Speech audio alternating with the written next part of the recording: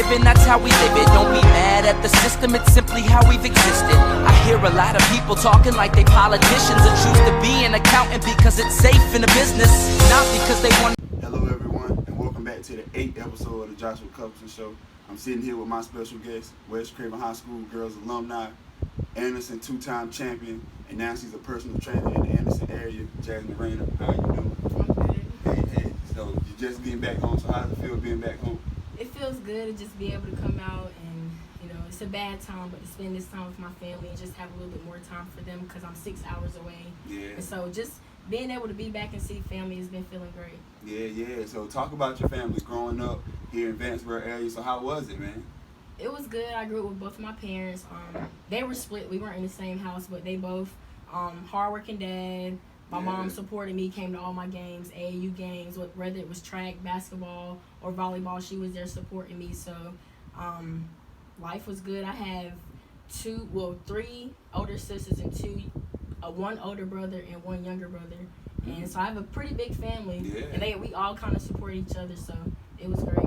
Yeah, so talk about your mom being there. How was that for you? So every time you said track, basketball, so you doing every sport, like all these sports, and she's there every step of the way. So talk about that support system. Oh, that was big. Not just my mom, but my sisters, both of my sisters, my brother, even my dad.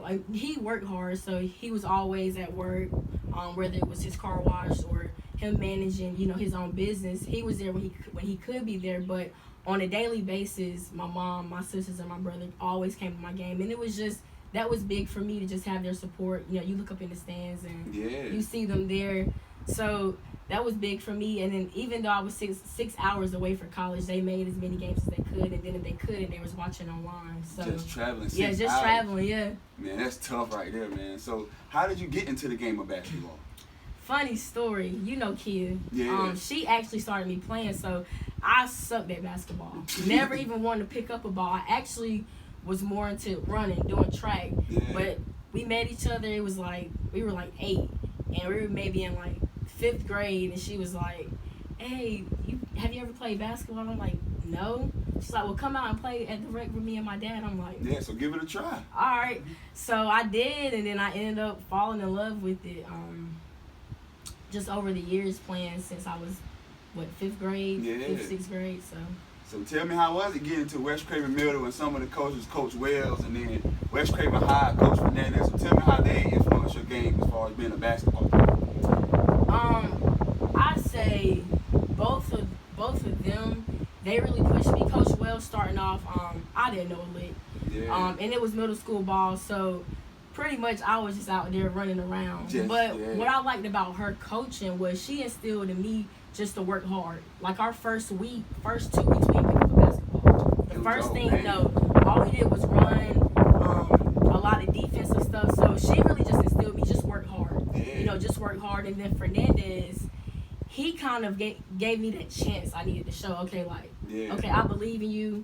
I'm going to help you get self-respect, just building a team, being a team leader. He really taught me how to lead, I'd say. And he really created a family atmosphere for us. So with Fernandez, it was more about preparing me and getting me ready for college, and just kind of having that team feel. And I mean, he was great. He helped me get to Anderson, and I'm more than thankful for both of them. Yeah. So talk about that chemistry he built for y'all, man. That team feel. West Craven, y'all had some incredible runs from when you stepped in there your 9th grade year to your senior year, man. Y'all had some incredible runs. So talk about playing with those group of girls. So I'd say, me, Jamie, our whole class, Kia, Tay, Kaylee, we were already close coming into high school together. So we already had that off the court chemistry, exactly. So when, as I came in as a freshman and sophomore years, I didn't get that much burn, honestly. I was more just playing my role, coming into the game when I could, and just playing my part. But going into my junior and my senior year, Fernandez, he gave me the go. He was go out there, lead with Jamie, run the team, run the show, and that's kind of what I try to do. But as far as the team, man, that was my family. I still say back to now, college, I love college, but it could never compare to playing high school with those girls. That team that we had, it was just, we were going hard, just practicing hard, and then obviously you've seen it play out and how well we did together. And I just really. There'd never be another team like y'all, It would man. never be another team. There'd never be another team like y'all. So tell me, going from there, then going to Anderson and winning two rings, man. So tell me, how did that feel, man? First, talk about how did college change you as a person? Oh my gosh, college woke me up.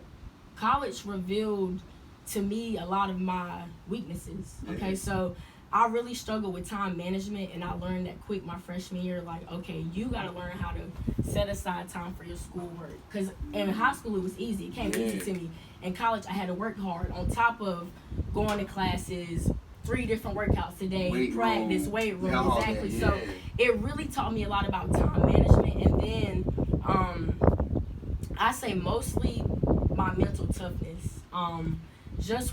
I was battling being away from home for one, and then coming in as a freshman, not playing that much, but thinking I'm busting my butt to get that playing time. But sometimes that's still not enough. You got to do more and more. So your mental toughness has to be there in college, or you're gonna fail. So I'd really say that, you know, it helped me. It taught me a lot about mental toughness, and it really helped me going forward with life.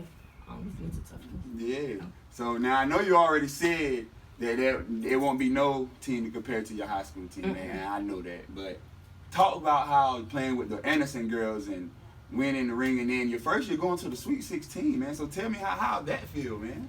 It felt good. I mean, you see yourself, you come in, you know how college is. The conditioning, all the hard work you put in. It's a long season, long drawn out season. So for us to make it that far, I got a ring my freshman year. It felt great. It felt great. And then to turn around and do it all over again. 2 years in a row. Even better. I just really felt like, I mean, those girls there, every day it's a battle. You know that in college. So to just I had tears, sweat, blood, literally all out every day, and then to see all that pay off in the end, it felt good. It felt really good. So now, after your college career, you got your degree. Now you're a personal trainer. So talk about, how did you get into being a personal trainer? What motivated you to say, all right, this is what I'm going to do? So I initially was going to school to be a physical therapist, but that didn't work out. I didn't like it. I did some internships, and so I got out of school. And I was like, what am I going to do with this kinesiology degree? I didn't really have a clue. But I did an internship at Clemson. Did a strength and conditioning internship. Loved it. Loved working with them. Loved the groups. Loved the team setting. But I ended up getting hurt that summer. I tore my Achilles. So ended that internship early.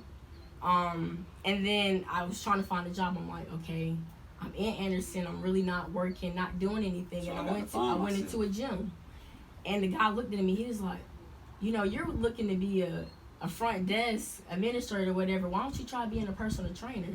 And it's crazy that he said that, because growing up, I was always into fitness. I was always working out, more so for my sports, but never really took the time to be like, you know what, maybe I could do this thing. So I was like, okay. He was like, you need to get certified. I got certified, and then I trained my first client. I was like, this is what I want to do. This is it. I love that feeling of just helping people and, you know, showing them my knowledge, giving it to them, and then just being able to help them. So now, I know an injury as a basketball player is kind of different from getting injured without being a basketball player. So talk about your Achilles injury.